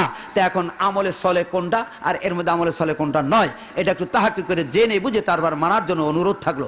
আমরা এই কথা বলছি না যদি কেউ সুন্নাত পড়ে ফজরের নামাজের কি বলে ফরজ নামাজের ইকামত হয়ে যায় সে কাফের হয়ে যাবে, মুসলিম হয়ে যাবে, তা গালাগালি করতেছি না। আমাদের কাছে আমলে সলে কোনটা এবং কোন আমলে সলে নয়, সঠিক কোনটা এবং সঠিক কোনটা নয়, এটা বাজ বিচার করে আমল না করলে কিন্তু কিয়ামতের মাঠে অবশ্যই আপনার জবাব দিতে হবে, দুনিয়ায় যতই আস্ফালন করেন না কেন। শুনুন, আল্লাহ রসুল সাল্লাল্লাহু আলাইহি ওয়াসাল্লাম মুহাম্মদুর রাসূলুল্লাহ সাল্লাল্লাহু আলাইহি ওয়াসাল্লামের আমল কোনটা এবং আমল কোনটা নয়। শুনুন, আল্লাহ রাসূল সাল্লাল্লাহু আলাইহি ওয়াসাল্লাম বলছেন বিতির আন আবি আইয়ুবিল আনসারী রাদিয়াল্লাহু ক্বাল ক্বালা রাসূল সাল্লাল্লাহু আলাইহি ওয়াসাল্লাম আল্লাহু বিত্রুন ইউহিব্বুল বুতরা ফাউতরি আহলাল কুরআন ফামান আহাব্বা ইউতরি বিখামসিন ফালিয়াফাল ওয়া মান আহাব্বা ইউতরি বিসালাসিন ফালিয়াফাল ওয়া মান আহাব্বা ইউতরি বিওয়াহিদাতিন ফালিয়াফাল। বিশ্বনবী মুহাম্মদুর রাসূলুল্লাহ সাল্লাল্লাহু আলাইহি ওয়াসাল্লাম বলেছেন বিতিরের নামাজ সময় আবু দাউদ প্রথম খণ্ড 201 পৃষ্ঠা 14 নম্বর লাইন, বুখারী শরীফ প্রথম খণ্ড 135 পৃষ্ঠা 12 নম্বর লাইন, বুখারী তাওহীদ প্রকাশনী 472 নম্বর হাদিস, 990 নম্বর হাদিস, আধুনিক প্রকাশনী 932, ইসলামিক ফাউন্ডেশন 936 নম্বর হাদিসে পাবেন, এবং মেশকাত আরবি দিল্লি রশিদে প্রেসের ছাপা 112 নম্বর পৃষ্ঠা 5 নম্বর লাইনের নিচে রাবি হলো আবু আনসারী রাদিয়াল্লাহু তাআলা আনহু। তিনি বলছেন আল্লাহ রাসূল বলেছেন আল্লাহু বিত্রুন ইউহিব্বুল বিত্রা ফাউতরি আহলাল কুরআন। আল্লাহ বেজর, তিনি বেজরকে পছন্দ করেন, অতএব হে আহলে কোরআনগণ তোমরা বিতিরের সালাত আদায় করো। ফামান হাব্বা ইউতরি বিখামসিন ফালিয়াফাল। যদি কেউ 5 রাকাত বিতির পড়তে চায় পড়তে পারবে, যদি 3 রাকাত পড়তে চায় পড়তে পারবে, যদি কেউ 1 রাকাত পড়তে চায় সে ব্যক্তি পড়তে পারবে। বুখারী 135 পৃষ্ঠা 12 লাইনের পরে বলা হয়েছে যে যদি কোনো ব্যক্তি সালাতুল লাইলে মাসনা মাসনা, রাতের নামাজ হলো 2 রাকাত 2 রাকাত, ফামান খাশিয়া মিনকুম সুবহা, যদি কোনো ব্যক্তি ফজর হয়ে যাওয়ার সম্ভাবনা ভয় করে যে ফজর হয়ে যায় নাকি, তা ফালিয়াকা রাকাতান ওয়াহিদাতান তুতিরুহু মা কদ সাল্লা, তাহলে সে ব্যক্তি 1 রাকাত পড়ে নেবে, ওই 1 রাকাত হলো তার বিতির হিসাবে গণ্য হবে। বুখারী 135 12 নম্বর পৃষ্ঠা। শুনুন, বুখারী বাংলা নাম্বারগুলো বলা হয়েছে 990 নম্বর হাদিস। শুনুন, তাহলে কি বোঝা গেল? 5ও বিতির, 3ও বিতির, 1ও বিতির, 5 পড়েন ওকে, 3 পড়েন ওকে, 1 পড়েন ওকে। এটা পাইলাম কোথায়? সবচেয়ে বিশ্ববিখ্যাত বিশুদ্ধ হাদিস। এই বিশুদ্ধ হাদিস কিন্তু আমরা বলি নাই, হানাফি মাযহাবের এই বাংলার মাটিতে আমাদের সর্বজন শ্রদ্ধেয় ব্যক্তিত্ব আল্লামা আজিজুল হক সাহেব, তিনিও বাংলা অনুবাদ করতে এই ভূমিকার মধ্যে লিখেছেন আসাহুল কুতুবি বাদা কিতাবিল্লাহি সহিহুল বুখারী। এই পৃথিবীর বুকে কোরআনের পরে যে সবচেয়ে বিশুদ্ধ হাদিস যদি থাকে সেটা বুখারীর হাদিস। অতএব সেই বিশুদ্ধ হাদিস থেকে আমরা বলছি, তাদের সুর ধরে আমরা বলছি যে আল্লাহ রাসূল সাল্লাল্লাহু আলাইহি ওয়াসাল্লাম বলছেন বিতিরের নামাজ, বিতির শব্দের অর্থ হলো বেজর, 3ও বেজর, 1ও বেজর, 5ও বেজর। এটাই হলো আমাদের আকীদা। এই হাদিস অনুযায়ী যদি কেউ 5 পড়ে ওকে, 3 পড়ে ওকে পড়তে পারবে, 1 রাত পড়তে পারবে। কিন্তু হেদায়ে কিতাব দিল্লি রশিদে প্রেসের ছাপা প্রথম জিল 144 পৃষ্ঠা 13 নম্বর লাইনে বলা হয়েছে আল বিত্রু সালাস রাকাতিন ওয়া ইজমাউল মুসলিমিন আলা সালাস। বিতির নামাজ হলো কয় রাকাত? 3 রাকাত। সমস্ত দুনিয়ার মুসলমানরা এক হয়েছে, সকলে একমত হয়েছে 3 রাকাত পড়তে হবে, এর বেশি কম করা যাবে না। লক্ষ্য করে দেখুন, তাহলে কি নবীর ভুল ধরা হলো না? নবী বলেন 3 পড়ো, 1 পড়ো, 5 পড়ো, পড়তে পারবে। এখন যদি কেউ বলে না 1ও পারবে না, 5ও পারবে না, 3ই পড়তে হবে, তাহলে বুঝতে হবে নবীর বলাটা ভুল হয়েছে। সেই ভুল শুধরানোর জন্য আবার হেদায়েত কিতাবের মাধ্যমে জানিয়ে দিলাম ওটা ঠিক নয়, এটা ঠিক। চিন্তা করছেন? সম্মানিত উপস্থিতি, এবার আপনার কাছে বিচার, আমলে সলে করে জান্নাতে যেতে হবে, আমলে সলে ছাড়া জান্নাতে যাওয়া, অর্থাৎ ঠিক আমল না করলে জান্নাতে যাওয়া যাবে না। এখন আপনার সিদ্ধান্ত নিতে হবে, এই 3 রাকাতের বেশি কম পড়া যাবে না, এটা ঠিক না 3ও পড়া যাবে, 1ও পড়া যাবে, 5ও পড়া যাবে, এটা ঠিক, কোনটা ঠিক? এই কোনটা ঠিক এটা ঠিক না করে কবরে গেলে কিন্তু আপনার উপায় নেই। অতএব আপনার কবরে গিয়ে বলবেন অমুক বড় হুজুর কুতুবে রব্বানি মাহবুবে সবানি গালে থাওরানি পাসায় চোবরানি কিলানি গুতানি পাসানি মোরানি উনি বলছেন, উনি কি ভুল বলছেন? এই কথা বললে কিন্তু ফেরেশতারা আপনার একটাও পিটান মাটিতে দেবে না, সব পিটিয়ে ফেলাবে। কথা ঠিক কিনা? কোন হুজুরের দোহাই দিয়ে কবরে মুক্তি পাবেন না। কোন হুজুর, নবী বলছেন হে ফাতেমা বিনতে মুহাম্মদ সালিনি মা শাইদি মিন মালি, হে ফাতেমা মুহাম্মাদের বেটি ফাতেমা, যা চাওয়ার আমার কাছ থেকে চেয়ে নাও, লা উগনি আনকি মিনাল্লাহি শাইআ। মনে রাখো কিয়ামতের মাঠে মুহাম্মদ তোমার পিতা, আমি মুহাম্মদুর রাসূলুল্লাহ সাল্লাল্লাহু আলাইহি ওয়াসাল্লাম তোমার পিতা, এবারে তুমি কোনো মুক্তি পাবে না, ক্ষমা পাবে না। তোমার আমল যদি বিশুদ্ধ না হয়, তুমি ফাতেমা বলে তোমাকে ক্ষমা করা হবে না, হবে না। অতএব কোন মানুষ যদি মনে করেন এত বড় হুজুর তিনি কি ভুল করেন, এত বড় পীর জাদরের পীর উনি কি ভুল করেন, আপনিও চরম ভুলের মধ্যে আছেন। আপনার এখান খেয়াল করতে হবে আপনার এখানে কোনটা সঠিক, কোনটা সঠিক। এখানে কি আপনি 1 রাকাত, 5 রাকাত, 3 রাকাত ইচ্ছা করলে পড়তে পারবেন, না 3 রাকাতই পড়তে পারবেন, বেশ কম করা যাবে না। দুইটা আমল আমি দেখালাম, একটা আমল আর একটা সহি আমল। শুনুন, আমল করার জন্য আল্লাহ বলেন নাই, বিশুদ্ধ আমল করতে বলছেন জান্নাতে যাওয়ার জন্য আমলে সলিহাত হতে হবে। আমল করলে জান্নাতে যাওয়া যাবে না, আমলটা বিশুদ্ধ হতে হবে, নির্মল হতে হবে, তাহলে কেবল জান্নাত পাবেন, নচেত জান্নাত নয়। শুনুন, এখানে আপনার কোনটা সঠিক কোনটা সঠিক নয়, আমলে সলে কোনটা এবং কোনটা আমলে সলে নয়, এটা আপনার জেনে বুঝে কবরে যেতে হবে। এই কবরে গেলে যেমন কোনো পীর আউলিয়ার দোহাই দিলে মুক্তি পাবেন না, আপনার নিজের দুনিয়ার বুকে জীবিত থাকা অবস্থায় সঠিক পদ্ধতিকে গ্রহণ করে নিতে হবে। রাজি আছেন সবাই? এরকম একটা একটা করে অনেক জিনিস দেওয়া, রাত্র 12টা ছাড়িয়ে গেছে, অনেক জিনিস দেখানো যাবে। সূরা ফাতিহা পড়তে হবে একটা দলিল আছে, সূরা ফাতিহা পড়তে হবে না একটা দলিল আছে। এখন এর মধ্যে কোনটা আমলে চলে আর কোনটা আমল, এটা আপনার খুঁজে বের করতে হবে। কোনটা আমল কোনটা আমল নয় খুঁজে বের করতে হবে। বের করার জন্য জিজ্ঞেস করতে হবে আলেমদের কাছে, যে কোনো আলেমদের কাছে, যে কোনো মাযহাবের আলেমদের কাছে জিজ্ঞেস করতে পারবেন, আপত্তি নেই। শর্ত হলো তিনি কোরআন হাদিসের ইলম থাকতে হবে। 2 নম্বর, কোরআন হাদিসের ইলম থাকলেও তার কাছে জিজ্ঞেস করতে পারবেন না। আহলে হাদিসের আলেম হলো তার কাছে জিজ্ঞেস করতে পারবেন না যতক্ষণ পর্যন্ত সে স্পষ্টভাবে এরকম বুঝিয়ে না দিতে পারবে পক্ষের এবং বিপক্ষের। আর 2 নম্বর, কোথা থেকে সে কথাটি বললো, দলিল নাম্বার, পৃষ্ঠা নাম্বার, হাদিস নাম্বার, কোটেশন যতক্ষণ পর্যন্ত না দিতে পারবে ওই আলেমের কথা মানা যাবে না। আল্লাহ রাসূল সূরা নাহলের 43 এবং 44 নম্বর আয়াতে। অতএব এত সোজা মুসলমান হওয়া না, এত সোজা না, যত সোজা মনে করছেন তত সোজা নয়। অতএব কোন ব্যক্তি ব্যক্তিকে দেখে আল্লাহ মাফ করবেন না, কোন ব্যক্তির খাতিরে আল্লাহ মাফ করবেন না, দলিলের ভিত্তিতে মাফ করা হবে। যেহেতু নবী আমাদের সামনে নাই, নবীর দলিল রেখে গিয়েছেন। নবী আমাদের সামনে নাই, আপনার বাপ দুনিয়ায় বেঁচে নাই, কিন্তু বাপ বাড়ির জমির দলিল কিন্তু রেখে গিয়েছে। সেই দলিলের ভিত্তিতে আপনি বাড়ি দখলে আছেন। বাপের দোহাই দিয়ে বাড়িতে থাকা যায় না, চেয়ারম্যানের দোহাই দিয়ে বাড়িতে থাকা যায় না, মেম্বারের দোহাই দিয়ে থাকা যায় না, এমপির দোহাই দিয়ে থাকা যায় না। কোর্টের দলিলের প্রয়োজন। মেম্বার দেখে খাতির করা হয় না, দলিল দেখে খাতির করা হয়। কথা ঠিক কিনা? অতএব দলিলের ভিত্তিতে আমলের বিচার করা হবে। দলিল সত্য কোনটা এবং মিথ্যা কোনটা, এটা যাচাই বাছাই করে আমল করতে হবে। শুনুন, পরীক্ষায় অ্যান্সার দিতে গিয়ে যেমন সঠিক অ্যান্সার না বেঠিক অ্যান্সার এটা যেমন জেনে বুঝে তারপরে অ্যান্সার দিতে হয়, ওখানে যেমন সঠিকটা না দিলে মার্ক পাওয়া যায় না, পাস করা যায় না, ঘাড় ধরে বের করেও দিতে পারে নকল করলে। কথা ঠিক কিনা? ঠিক ইসলামের ব্যাপারও সঠিক এবং বেঠিক দুইটাই সয়লাভ হয়ে গেছে পৃথিবীর বুকে। ইংরেজরা সুকৌশলে মুসলমানদের ঈমান ধ্বংস করার কারণে কোরআন হাদিসের নামে আরো কিছু আগাছা সৃষ্টি করে মাদ্রাসা সিলেবাসের মধ্যে ঢুকিয়ে দিয়েছে, যা দুধের মধ্যে পানি মিশলে যেমন দেখা যায় না, ঠিক ইসলামের নামে তারা পড়ায় কোরআন হাদিস পড়ায়। ওরে বাবা, কোরআন হাদিস পড়ায়। গরুর চামড়া নাই কি বইলা কোরআন হাদিস পড়াই মাদ্রাসা, এই বইলা চামড়া নাই। কথা ঠিক না? জিনা জিনা জিনা, কোরআন হাদিস পড়ায় না। 11 বছর পর্যন্ত ওই ফাঁকা পড়ায়, আর শুধু টাইটেলের বছর একটু পাতা উল্টাই যায়। খতমে বুখারীর অনুষ্ঠান করে কেন? বরকতের জন্য, আমলের জন্য নয়। খতমে বুখারীর অনুষ্ঠান করে দেশের মাটিতে, ওটা মানার জন্য, আমলের জন্য নয়, ওটা শুধু বরকত হাসিলের জন্য। কথা ঠিক কিনা? মানে তারা ফেকা আর মানুষদেরকে ধোঁকা দেওয়ার জন্য খতমে বুখারী অনুষ্ঠান করে। আমাদের দাবি বুখারী শ্রেষ্ঠ হাদিসে, আমাদের কথা আপনাদের কথা। ওই বুখারীতে যেরকম আছে সেরকম মানলেই তো হয়ে যায়, সব দ্বন্দ্ব মিটে যায়। কথা ঠিক না? তবে আমরা এই কথা বলি না যে শুধু বুখারী মানতে হবে, এ কথা কিন্তু আমরা বলি না। হাদিস সহিহ হওয়ার জন্য, সহিহ মারফু মুত্তাসিল হওয়ার জন্য যে শর্ত, এই শর্ত অনুযায়ী যে কোনো কিতাবের মধ্যে পাওয়া যাবে সেটাকে গ্রহণ করা যাবে, কোনো আপত্তি নেই। শুনুন, রফুল করার পক্ষে যেমন হাদিস আছে, না করার পক্ষেও হাদিস আছে। শুনুন, লক্ষ্য করে শুনুন। এদেশের মাটিতে বলা হয় হাজার হাজার হাদিসের হাফেজ। বাবারে বাবা, কি বলেন? ক্যাসেট আছে আমার কাছে। কি বলেন? যে আল্লাহ রাসূল বলেন, হাদাসানা আবু বকর বিন আবি শাইবা قال حدثنا কিয়ান আল-আমাশ আন মুসাইব বিন রাফিন আন তামিম বিন তারফাত আন জাবির বিন সামরা রাদিয়াল্লাহু তাআলা قال خرج علينا رسول الله صلى الله عليه وسلم فقال ما لي أراكم في يديكم كأن الناس قائلين اسكنوا في الصلاة। মানুষ মনে করে বাবারে বাবা, ওরে বাবা, সনদ সহ হাদিস পড়ে কত বড়। শোন, বড় আলেম ন্যায়ের মাপকাঠি নয়, বড় আলেম ন্যায়ের মাপকাঠি নয়। বড় আলেম যদি ন্যায়ের মাপকাঠি হয়, তাহলে ইবলিস শয়তান সবথেকে বড় আলেম, আল্লাহর পরে দিয়ে সবথেকে বড় আলেম হলো ইবলিস শয়তান। বড় আলেম ন্যায়ের মাপকাঠি নয়, সঠিক আলেম ন্যায়ের মাপকাঠি। আবার বলছি, বড় আলেম হওয়া ন্যায়ের মাপকাঠি নয়, সঠিক আলেম হওয়া, বিশুদ্ধ আলেম হওয়া, ওটাই ন্যায়ের মাপকাঠি।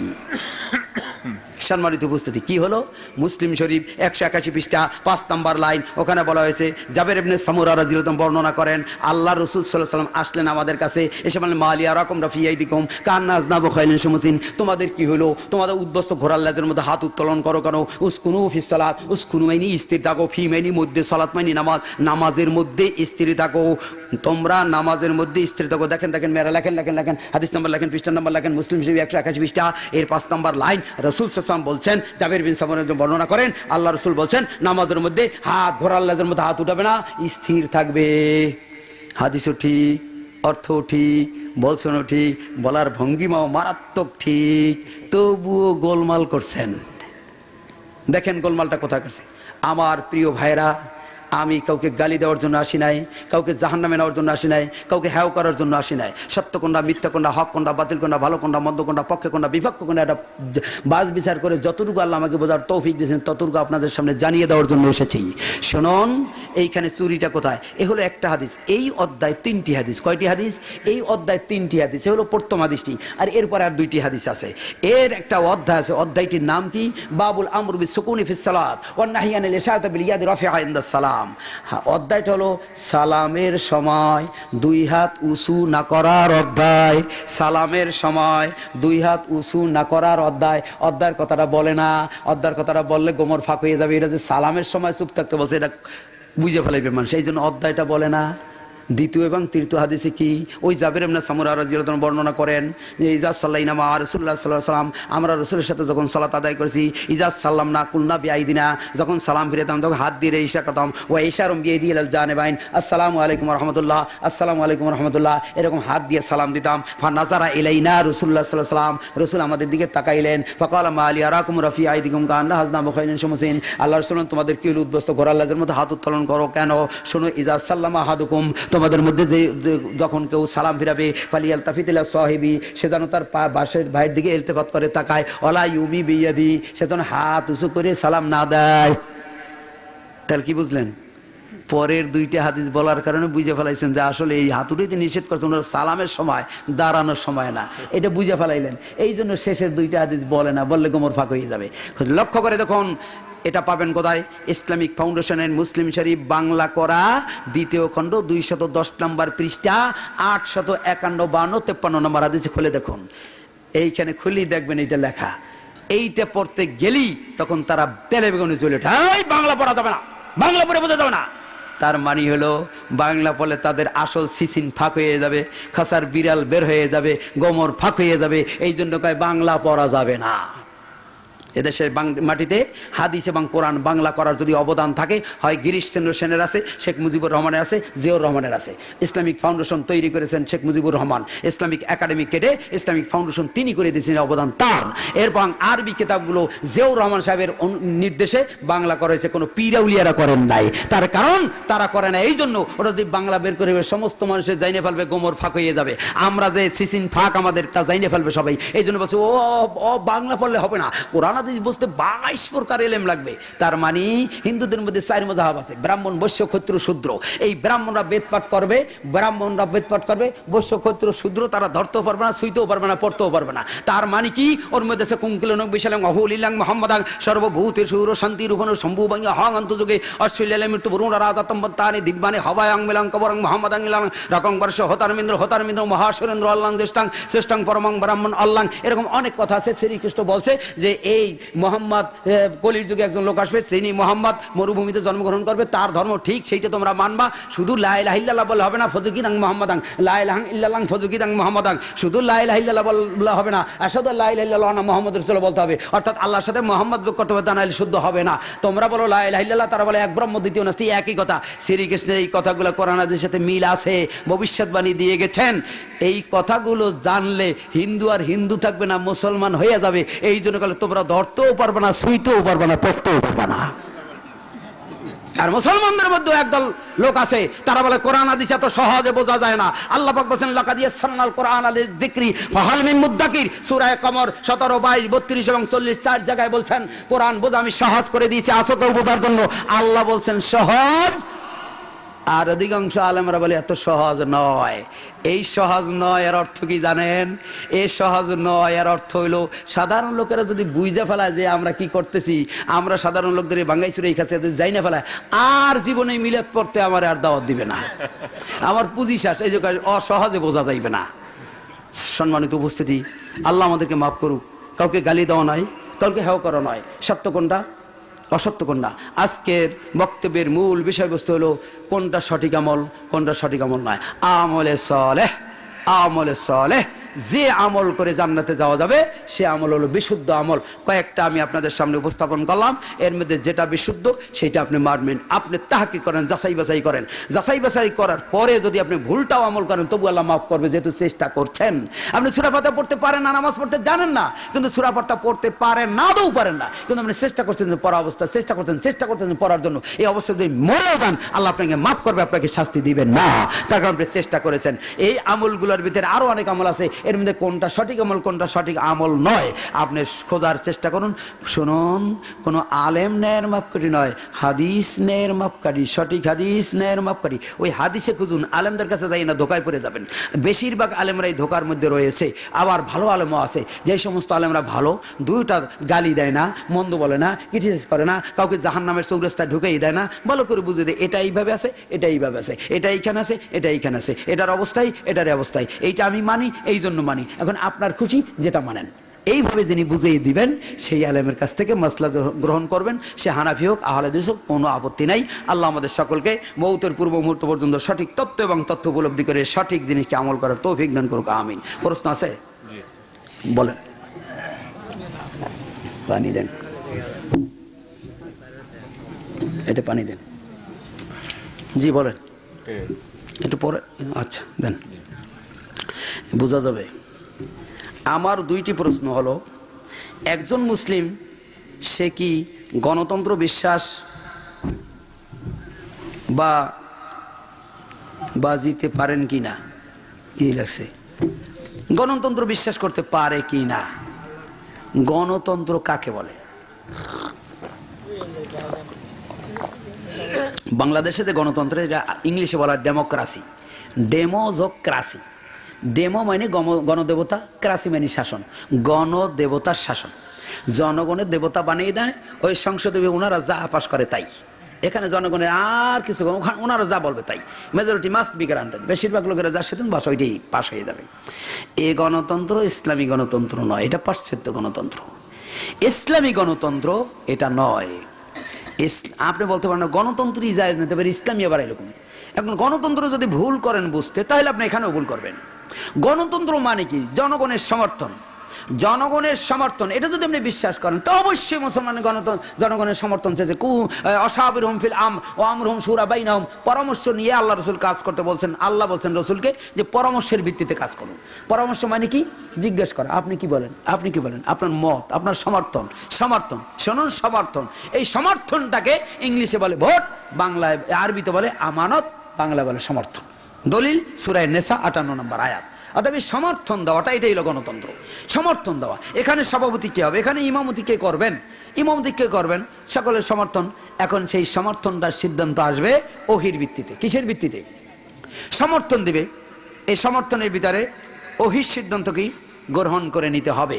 যেহেতু যারা ইমানদার তারা ওহির বিরোধী কোনো সমর্থন দিবেন না, তারা ওহির বাহিরে কোনো পরামর্শ দিবেন না। এই জন্য ওহির ভিত্তিটাই হলো এক প্রকারের মতো গণতন্ত্র। কি গণতন্ত্র? মুসলমানরা সকলেই একমত হয়ে একত্রিত হয়ে সমর্থন দিবে, এই সিদ্ধান্তকে গ্রহণ করা, কোরআনের এই আইন, হাদিসের এই আইনকে মানা। এখন গণতন্ত্রকে বিশ্বাস করা এই পাশ্চাত্য গণতন্ত্র, এই গণতন্ত্রের মধ্যে যেটুকুর মধ্যে কোরআন হাদিস ভিত্তিক, কোরআন হাদিসের মধ্যে যদি থেকে থাকে সেটুকু আমরা মানি, যেটুকু কোরআন হাদিসের ভিত্তিতে নয় সেটা আমরা মানি না। কথা ঠিক কিনা? কি কথা ঠিক কিনা? অতএব এটা সকল মুসলমান আমরা একমত।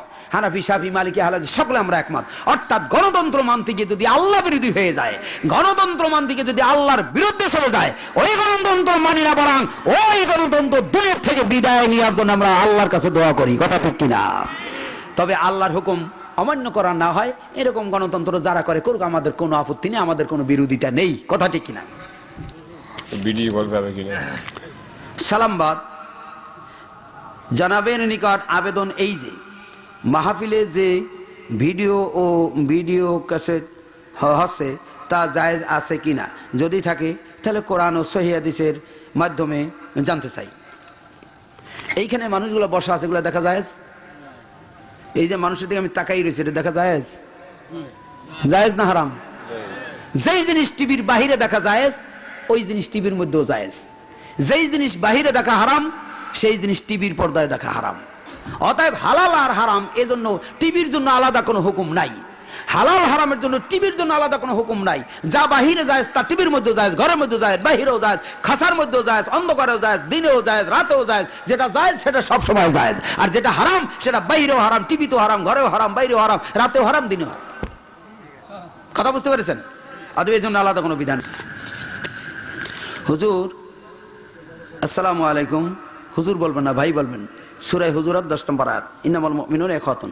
হুজুর বলে, হযরত বলে, মাওলানা বলে এগুলো বলবেন না, এগুলো ইসলাম বিরোধী, শরীয়ত সমর্থন করে না। মোহতারাম জাকারিয়া সাহেব যে বলে গেছেন সঠিক কথা বলছেন, এগুলো বলবেন না। পরিচয় দিতে হবে, যদি আত্মীয় হয় আত্মীয়র পরিচয় দিবেন, যদি আত্মীয় না হয় তাহলে পরিচয় দিবেন ভাই বলে। সূরা হুজুরাত 10 নম্বর আয়াত। আমার প্রশ্ন হলো, সহিহ হাদিস কি পরস্পর বিরোধী হতে পারে? কোরআন এবং হাদিসের মধ্যে পার্থক্য কি? সহিহ হাদিস সহিহ হাদিসের বিপক্ষে হতে পারে, সহিহ হাদিস সহিহ হাদিসের বিপক্ষে হতে পারে। কেমনে? যেমন বুখারীর 2টা হাদিস দেখলাম, দাড়ি কাটা এবং দাড়ি রাখা, দুইটাই সহিহ হাদিস, কিন্তু একটার সম্পূর্ণ বিপরীত। একটা কাটা আর একটা কাটা যাবে না, সম্পূর্ণ বিপরীত। যেমন ধরুন আরেকটা উদাহরণ দেই, নামাজের মধ্যে দুই হাত উত্তোলন করে দোয়া কুনুত পড়া হয় আলাদিদের মধ্যে, কথা ঠিক কিনা? হাদিসটা সহি। আর বুকের উপরে হাত বেঁধে দোয়া কুনুত পড়তে হবে, এটাও সহি, দুইটাই সহি। এখন দুইটা যদি সহি হাদিস হয় তখন কোনটা মানবেন? তাহলে ইসলাম দুই ভাগ হয়ে গেল না? সহি হাদিস যদি সহি হাদিসের বিপক্ষে যায় সেই ক্ষেত্রে কোনটা মানবেন? এতটুকু বোঝার জ্ঞান না থাকলে সেই ব্যক্তি ওয়াজ করতে আসলে ভুল করতে পারেন। শুনুন, সহি, মরফু, মুত্তাসিল, এই তিনটে শর্ত হওয়া লাগবে হাদিস মানতে হইলে। এইভাবে হাত উত্তোলন করে দোয়া করা যায়, হাদিসটি সহি এবং মুত্তাসিল, কিন্তু মারফু নয়। জুজে রফুল ইয়াদাইনের 4 নম্বর পৃষ্ঠায় পাবেন, আব্দুল্লাহ বিন ওমর এটা করছেন। হাদিসটি মারফু নয়, সহি এবং মুত্তাসিল। আর বুকে হাত বেঁধে করতে হবে, বুখারী শরীফ 943 নম্বর হাদিস। আল্লাহ রাসূল এই বুকে হাত বাঁধা অবস্থায় 1 মাস ব্যতীত এই বুকে হাত বাঁধা অবস্থায় সবসময় দোয়া কুনুত পড়েছেন। হাদিসটি সহি, মরফু, মুত্তাসিল হাদিস। এই হাদিসটাও সহি, ও হাদিসটাও সহি, কিন্তু ওটা মুত্তাসিল আছে, মরফু নাই।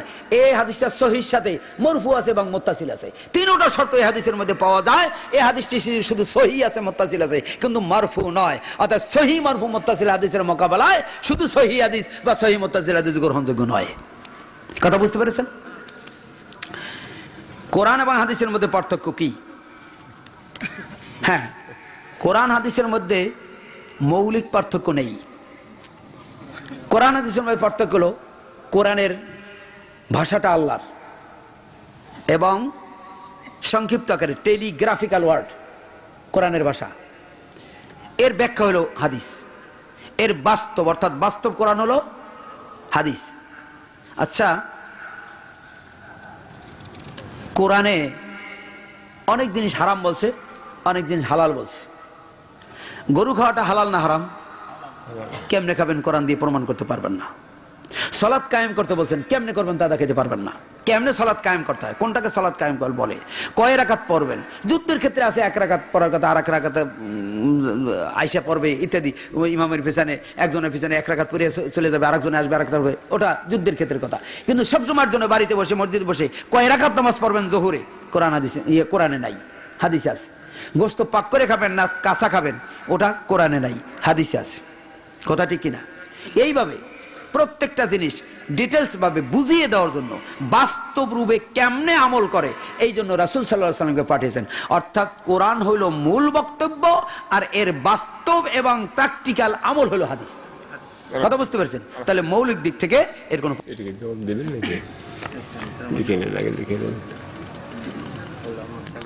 হানাফি মসজিদে ইমামের পিছনে নামাজ হবে কিনা, আসলে কোরআন হাদিসে হানাফিদের পিছে হবে না, হালাদিদের পিছে হবে না, এমন কোনো কথা নাই।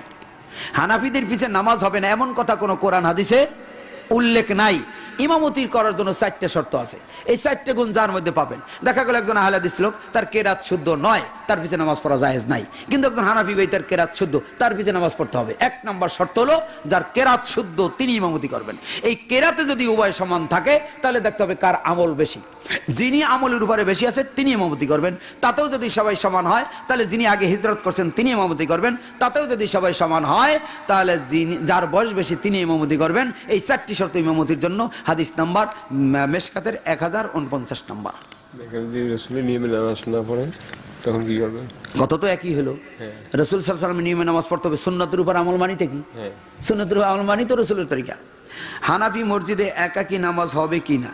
হানাফি মসজিদে নামাজ হবে না কথাটা এরকম কোরআন হাদিসে নাই। কোরআনে 3টি শর্ত আছে, 3টি শর্ত থাকলে সেই মসজিদে নামাজ হবে না। সূরা তাওবা 107 এবং 8 নম্বর আয়াত, লা তাকুম ফিহি আবাদান, সেই মসজিদে কখনো নামাজ পড়তে দাঁড়াবেন না। মসজিদান যিরারান, ইসলামের ক্ষতি সাধনের জন্য যে মসজিদ করা হয়, অকুফরান, কুফরি করার জন্য যে মসজিদ করা হয়, অতাফরিকাম বাইনাল মুমিনিন, মুমিনদের মধ্যে দলাদলি সৃষ্টি করার জন্য যে মসজিদ করা হয়, ওই মসজিদে নামাজ হবে না। এই 3টে শর্ত, সে হানাফি হোক আর আহলে হাদিস হোক।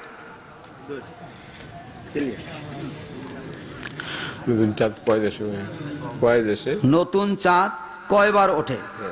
নতুন চাঁদ আপনার দেশে একবার, সৌদি আরবে একবার, সকল দেশে এক দেশে এক একবার। যেমন তাহাজ্জুদ নামাজ কয়বার, কয় দেশের নিয়মে পড়বেন? তাহাজ্জুদ নামাজ, নতুন চাঁদ কয়বার ওঠে, তাহাজ্জুদ নামাজ কয়বার পড়ে? নতুন চাঁদ এটা বুঝবেন। তাহাজ্জুদ নামাজ আপনি যখন রাত্র 2:30টার সময় তাহাজ্জুদ নামাজ পড়বেন, রাত্র 2:30টায় কি করবেন? তাহাজ্জুদ পড়বেন। তখন সৌদি আরবে ওখানে তাহাজ্জুদ রক্ত হয় নাই, তখন 12টা বাজে, 12টা তাহাজ্জুদ রক্ত হয় না। তাহলে কি করবেন? তাহাজ্জুদ কয়বার পড়বেন? আমি একবার যশোর থেকে প্লেনে উঠছি, ইফতার করিয়া, ইফতার করে প্লেনে উঠছি, যেই প্লেনে উঠছি সূর্য দেখা যায়। এখন কি হবেন? কি আমার ইফতার করা ঠিক হয়েছে নাকি? ঠিক হয়েছে। আমি যেখানে ছিলাম সেইখানে বসে সূর্য দেখে না অস্ত গিয়েছে, অথবা আমার ইফতার ঠিক। এরপরে কদরের নামাজ, কদরের নামাজ থাকে কয়টা পর্যন্ত? ফজরের পূর্ব পর্যন্ত, সবে সাদেক পর্যন্ত, কথা ঠিক কিনা? হিয়া হাত্তা মাতলাই ফজর, ফজর পর্যন্ত। তা আপনার ফজর হইল ধরেন 4:15, তখন আপনার কদর শেষ। কিন্তু সৌদি আরবে তারপর আরো 2.5 ঘন্টা পরে, আরো 2.5 ঘন্টা কদর পড়তে পারতেছে তারা। কি হলো? কদর কয়বার পড়বেন? ওদেশের নিয়মে তাদের কদর আরো 2.5 ঘন্টা পরে শেষ হবে, আর আপনার দেশের কদর 2.5 ঘন্টা আগে শেষ হয়ে গেল। এটা যেমন বুঝতে পারেন, এটা চাঁদের কারণে এই কম বেশি হয়েছে, সূর্যের কারণে নয়। এটাও চাঁদের কারণে হয়েছে। ঠিক ওদেশের মানুষ যখন চাঁদ দেখেছে তাদের কাছে নূতন চাঁদ ওটা। আমাদের দেশে যখন আমরা চাঁদ দেখবো আমাদের কাছে এটা নূতন চাঁদ, যেহেতু আমরা দেখি নাই, কথা ঠিক কিনা? এটা নিয়ে পেজ গিলাগাই না, মুসলমানদের মধ্যে দলাদলি সৃষ্টি করি না, আল্লাহর হস্তে এগুলা বাদ দেন। হুজুর সালাম, আমার এক বন্ধু কোনো হাদিস বিশ্বাস করেন না এবং সে নবী মুহাম্মদ সাল্লাল্লাহু আলাইহি সাল্লামকে শেষ নবী হিসাবে বিশ্বাস করে না। নবীজি কি শেষ নবী? দয়া করে কোরআন থেকে বলবেন। আপনি আপনি যিনি প্রশ্ন করেছেন আপনার ইমানও ঠিক আছে কিনা সন্দেহ আছে। আপনি বলছেন দয়া করে কোরআন থেকে বলবেন, তাহলে আপনিও মনে হয় হাদিস মানেন না। ওই দলের একজন হতে পারে, ওই দলের একজন। তিনি বলছেন হাদিস বিশ্বাস করেন না। যেই ব্যক্তি হাদিস বিশ্বাস করে না ওটা মুসলমান নয়, ওটা একেবারে কাফের হয়ে গেছে। কেন কাফের হয়েছে শুনুন। ও হাদিস মানে না, তাই তো? কি তাই তো? আল্লাহ বলছেন আল্লাহু নাযালা আহসানাল হাদিসে কিতাবা, কোরআনকে হাদিস বলছে। কোরআনকে 14 জায়গায় হাদিস বলছে আল্লাহ। ফাবিআইয়ি হাদিসিন বাদাহু ইউমিনুন, সূরা জুমার 23 নম্বর আয়াত, সূরা মুরসালাত 50 নম্বর আয়াত, তারপরে আম্মা বিনিআমাতি রাব্বিকা ফাহাদিস, 14 জায়গায় কোরআনকে হাদিস বলছে। তো হাদিস মানে না, অর্থাৎ কোরআনও মানে না। কথা বুঝতে পেরেছেন? অতএব যারা হাদিস মানে না, এক, সে কোরআনও মানে না। 2 নম্বর, হাদিস প্রমাণ তো কোরআন দিয়া। হাদিস যে একটা জিনিস ওহী, এটা তো কোরআন দিয়ে প্রমাণ হলো, একটু আগে আয়াত দিয়ে বললাম। অতএব যে ব্যক্তি হাদিস মানে না সে ওহী মানে না। অতএব হাদিস মানতে হবে, হাদিস মানতে হবে। যেহেতু হাদিস না মানলে কোরআন মানা পুরোপুরি সম্ভব নয়। যদি কেউ বলে মানা যায়, ওটা আংশিক। দেখছি আমি তাদের নামাজও দেখছি, কেমনে নামাজ পড়ে, একেবারে আস্থা ভুল নামাজ তাদের, ওই নামাজ নামাজ নয়। যেহেতু আন্দাজে এক একটা ফতুয়া দেয়, এক জায়গায় বসলে কয় আমি অত বুঝি না, বলে যে আমি অত বুঝি না। আর এদের মধ্যে কোনো কোরআন হাদিস পড়া বোঝার মতো জ্ঞানী কোনো আলেম নাই এদের মধ্যে। এই 2-3 পাতা পড়া, আল্লাহ মাফ করুক, আমাদের আহলে হাদিসের কিছু লোক ওর মধ্যে ঢুকে গেছে, বুঝে ফেলাইছে বেশি, বুঝে ফেলাইছে বেশি। এলেম কালাম নাই, তাহাকিক করার মতো, যাচাই বাছাই করার মতো জ্ঞান নাই, বস পাইয়ে ফেলেছে। অনেকে আছে না ল্যাংটাও ইয়াতে কয় হুজুর পাইয়ে ফেলেছে, 2-3 পাতা ইংরেজি বই পড়ে কয় হুজুর বুঝে ফেলেছি, সব বুঝে ফেলেছি। সব বুঝে, কি বুঝো? কয় দেয়ার ইজ নো গড, আল্লাহ বলতে কিছু নাই, বুঝে ফেলেছি। তো এরকম হইয়েন না। মুহাম্মদ সাল্লাল্লাহু আলাইহি ওয়াসাল্লাম শেষ নবী। মা কানা মুহাম্মাদুন আবা আহাদিম মির রিজালিকুম ওয়ালাকিন রাসূলুল্লাহ ওয়া খাতামান নবিয়্যিন, সূরা আহজাব 40 নম্বর আয়াত। মুহাম্মদ সাল্লাল্লাহু আলাইহি ওয়াসাল্লাম তোমাদের কোনো পিতা নন এবং তিনি শেষ নবী, সে রাসূল এবং শেষ নবী। খাতামান নবী, নবীদের শেষ। এখন অনেকে বলে খাতাম শব্দের অর্থ মোহর, নবীর শেষ। রাসূল সাল্লাল্লাহু আলাইহি ওয়াসাল্লাম বলেন লা নবিয়্যা বাদি, আমার পরে কোনো নবী আসবে না, আমার পরে কোনো নবী আসবে না। তাহলে যারা নবীকে শেষ নবী মানে না তারা মুসলমান থাকতে পারে না। কোরআন বলছে শেষ নবী। আর যদি শেষ নবী না হয়, তাহলে নবীর পরে যদি আরো কেউ নবী আসে, এটা যদি আপনি বিশ্বাস করেন, তাহলে শেষ নবী আসবে। সকল কিতাবে পূর্বের কিতাবে উল্লেখ আছে, তার বৈশিষ্ট্য বর্ণনা করা আছে। এবং কোরআনে সূরা সফের মধ্যে বলছেন ইসমুহু আহম্মদ, তার নাম আসমানি নাম হলো আহম্মদ, জমিন নাম হলো মুহাম্মদ। এবং তার বৈশিষ্ট্য কোরআনে বর্ণনা করা হয়েছে, পূর্বের কিতাবে বর্ণনা করেছে। সেই বৈশিষ্ট্য অনুযায়ী মুহাম্মদ সাল্লাল্লাহু আলাইহি ওয়াসাল্লামের পরে আরো 2-1 নবী আছে, এরকম প্রমাণ নিয়ে আসেন, আমরা তারে মানবো। মুহাম্মদ সাল্লাল্লাহু আলাইহি ওয়াসাল্লাম যে গুণ আল্লাহ বলেন, সেই গুণ সম্পন্ন একজন ব্যক্তিকে নিয়ে আসেন। এরকম ব্যক্তি পৃথিবীতে আসে নাই, কিয়ামত পর্যন্ত আসবে না। যদি কোনো ব্যক্তি বিশ্বাস করে, ওইটা মুসলমান থাকতে পারে না। আল্লাহ আমাদেরকে বোঝার এবং জানার তৌফিক দান করুক, আমিন। আকুলু কওলি হাযা আস্তাগফিরুল্লাহ লি ওয়া লাকুম ওয়া লিসাইরিল মুসলিমিন। ওই ধারে বই আছে আমার লেখা বই, যারা বই নেবেন খুবই গুরুত্বপূর্ণ বই, বই নিয়ে যাবেন। আল্লাহ আমাদের দোয়া পড়েন সুবহানাকা আল্লাহুম্মা ওয়া বিহামদিকা আশহাদু আল্লা ইলাহা ইল্লা আনতা